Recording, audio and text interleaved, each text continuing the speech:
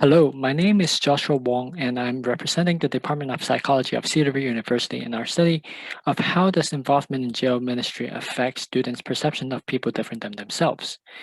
Our main finding is that seeing inmates as at fault for their wrongdoing or having a dispositional attribution may not be exclusive, but in fact fundamental to a situational attribution style and sympathy towards the inmates. In our literature review, we found that religious conservatives such as evangelical Christians are more punitive to crime and criminal offenders. Meanwhile, the offenders are redeemable or capable of change also stems from the Judeo-Christian tradition. Therefore, we wonder what kind of attitude would the jail ministry volunteers we interviewed show toward jail inmates, since exposure to stigmatized groups such as jail inmates can enhance empathy and change perceptions. Our research is based on the qualitative phenomenological tradition, which helps researchers understand individuals in their usual settings through the use of semi-structured interviews. We conducted interviews with 22 college-age students in jail ministry, and we coded the transcript according to common themes, for which we also established strong internal validity. The first main finding of our study was that the student volunteers adopted a situational attribution in explaining inmates' behaviors. That is, they consider their wrongdoings in light of their complex environments and upbringing. Some participants even reviewed that inmates sometimes had little choice to choose a non-criminal life because of their living environments. Furthermore, some participants adopted the role of an advocate for better societal attention to jail inmates because they could empathize with their abject upbringing and family influences.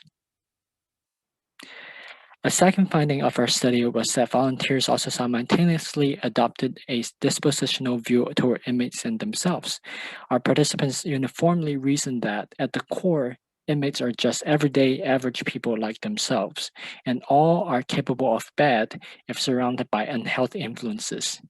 In the volunteers' perspectives, because such dispositional sameness exists between themselves and the inmates, they're especially thankful of their relatively healthier upbringing. As such, situational factors therefore mark the difference between themselves and the inmates. Overall, we find that the evangelical Christians, like our participants, do attribute offenders' behavior to their disposition or character. At the very least, they didn't totally excuse personal responsibility for the inmate's offenses. However, the situational attributional style portrayed by the participant demonstrated not only the possibility, but also the reality of the contrary through ministry opportunities that bring Christians into contact with such offenders.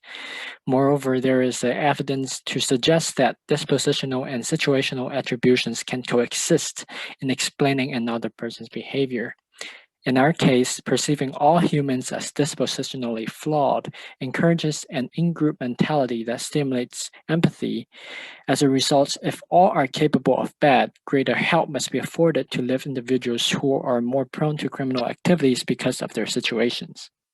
Perceiving inmates as dispositionally depraved and situationally unredeemable could place them under the stigma that they're going to make the same mistake again and they're no better than that. Conversely, if we understand inmates as people who need help, as all people do, this could motivate societal effort in reintegrating them into society, just as the volunteers sought to do by understanding and caring for them holistically.